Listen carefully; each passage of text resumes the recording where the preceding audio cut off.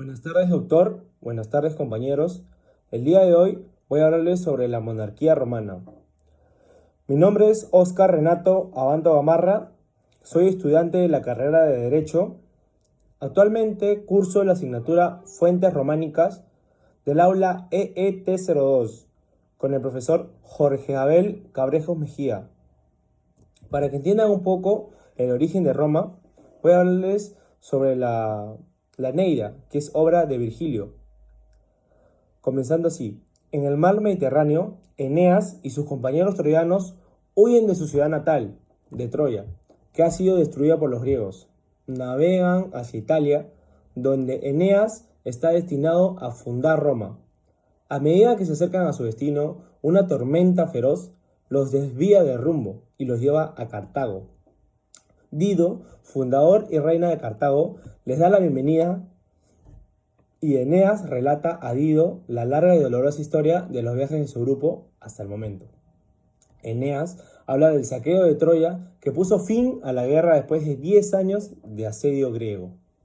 En la campaña final, los troyanos fueron engañados cuando aceptaron en las murallas de su ciudad un caballo de madera que, sin saberlo, albergaba a varios soldados griegos en su vientre hueco, que estaban escondidos adentro.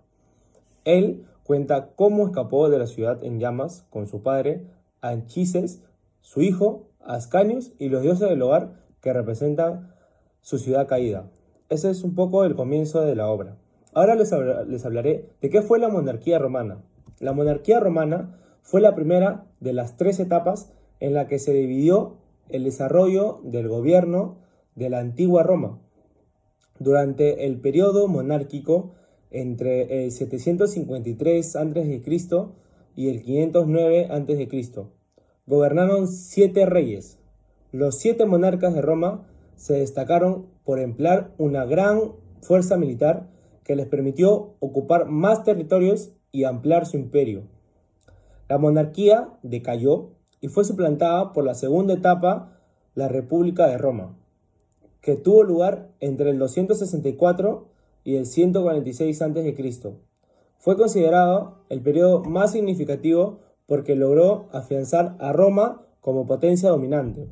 La dinastía romana gobernó durante 244 años y estuvo conformada por 7 monarcas. El primero fue Rómulo, quien fundó la ciudad de Roma, y el resto de los 6 reyes fueron elegidos por el Senado en representación del pueblo, y no por el linaje de sangre. Los 7 reyes de la monarquía romana fueron Rómulo, después Numa Pompilio, después fue Tulio Hostilio, después Anco Marcio, después Tarquinio Prisco, después Servio Tulio y por último tenemos a Tarquino el Soberbio. El primero, que fue Rómulo, gobernó entre el 753 y el 716 a.C. Fue el monarca que fundó la ciudad de Roma y que implementó el sistema de gobierno monárquico. Realizó grandes atrocidades por el afán de poblar su territorio, convocando a diversos pueblos y grupos como los esclavos, los prófugos y los refugiados, a través del engaño y la fuerza.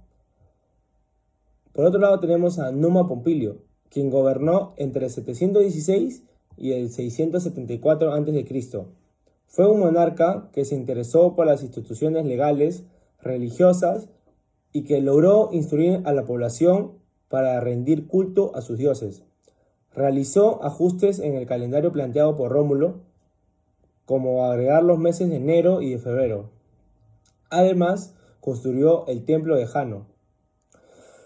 Tulio Hostilio, quien gobernó entre el 674 y el 642 a.C., fue un guerrero al estilo de Rómulo y se alejó de la doctrina y del culto a los dioses que había fomentado su antecesor Numa Pompilio. Su afán en el arte de la guerra, en especial contra los albanos, que fueron sabinos, hizo que Roma se convirtiera en la primera potencia de la religión. Anco Marcio gobernó entre el 642 y el 617 a.C. Fue un monarca religioso y pensador que supo fomentar el comercio con los pueblos vecinos. Construyó prisiones, murallas, puentes y el puerto de Ostia en el río Tíber, que permitió que Roma se convirtiera en un centro de intercambio de mercancías. Por otro lado, Tarquinio Prisco, quien gobernó entre el 617 y el 578 a.C., fue el primer rey de origen etrusco y logró ganar numerosas guerras que le permitieron ampliar el territorio romano. Introdujo el arte y la religión etruscos en la cultura romana, por lo que se considera a ese periodo como el más ilustrado de la etapa monárquica. Además, construyó una red de alcantarillado, el Forum Romano, el Circo Máximo y los cimientos del Templo de Júpiter. También tenemos a Servio Tulio, quien gobernó entre el 578 y el 534 a.C. Fue uno de los monarcas más apreciados por la población, entre otras cuestiones porque elaboró una nueva constitución que reconocía la distinción entre clases sociales según su nivel de riqueza. Llevó a cabo el primer censo de la historia y el derecho a voto fue establecido según la riqueza económica, por lo que el poder seguía reservado a una élite. Tarquino, el Soberbio, gobernó entre el 534 y el 509 a.C. Fue un monarca de origen etrusco que ejerció su poder y control mediante la violencia y el terror de una manera sin precedentes en la historia de la antigua Roma. Enloqueció y ejecutó a varios senadores. Su despotismo fue la razón por la que cayó el sistema monárquico, y no hubo ningún otro rey luego de su mandato. Entre sus importantes obras, logró finalizar la construcción del templo a Júpiter. Ahora hablaremos de las clases sociales de la monarquía romana. En la monarquía romana existían las siguientes clases sociales. Tenemos a los patricios, a los plebeyos, a los clientes y a los esclavos. En primera etapa tenemos a los patricios, que eran los que conformaban la clase aristocrática y constituían el verdadero pueblo, con plenos derechos ciudadanos. Se creían descendientes de los fundadores de Roma. Después tenemos a los plebeyos, quienes conformaban la clase social más numerosa, integrada por ciudadanos de origen diverso, tales como extranjeros, libertos, vagabundos y habitantes de las ciudades dominadas. Inicialmente aumentaron sus derechos políticos, sociales, militares y religiosos. Posteriormente, en forma gradual, fueron ganando el derecho a la ciudadanía romana. Se dedicaban a la agricultura, el comercio e industria y pagaban impuestos al Estado. Los clientes, de ahí tenemos los clientes, eran hombres libres pero de condición pobre. Se encontraban bajo el amparo del padre de familia, quien les daba vivienda y tierras para el cultivo. Por último tenemos a los esclavos. Esta clase estaba constituida por los prisioneros de guerra y los hombres comprados en los mercados. Eran considerados como animales o cosas, sin derecho ni siquiera a la vida. Trabajaban en obras de construcción, en la agricultura y en el servicio doméstico. Hasta ese punto llegaban los esclavos. Ese era el nivel más bajo. Ahora hablaremos sobre la economía durante la monarquía romana. La economía durante la monarquía romana se destacó por la actividad agrícola, el sistema de intercambio y el comercio comunitario con pueblos vecinos.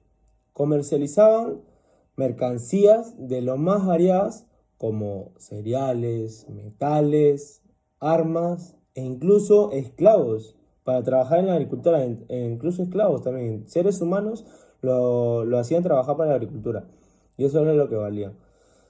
Bueno, ahora hablaremos sobre la religión durante la monarquía romana.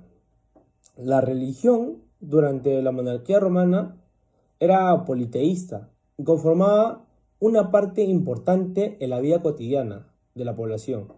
Adoraban a diversas divinidades, pero la más importante era Júpiter, el rey de los dioses, que junto a su esposa Juno la diosa del cielo, gobernaban al resto de las deidades. Los sacerdotes eran solo los encargados del culto. No constituían una casa, una casta, ni eran representantes de la divinidad como eran los reyes. Eso puedo hablar sobre la religión de la monarquía romana. Espero hayan disfrutado de mi exposición y que le haya servido para entender un poco más sobre la monarquía romana. Con esto me despido y nos vemos hasta otra ocasión. Muchas gracias, compañeros y doctor. Hasta luego.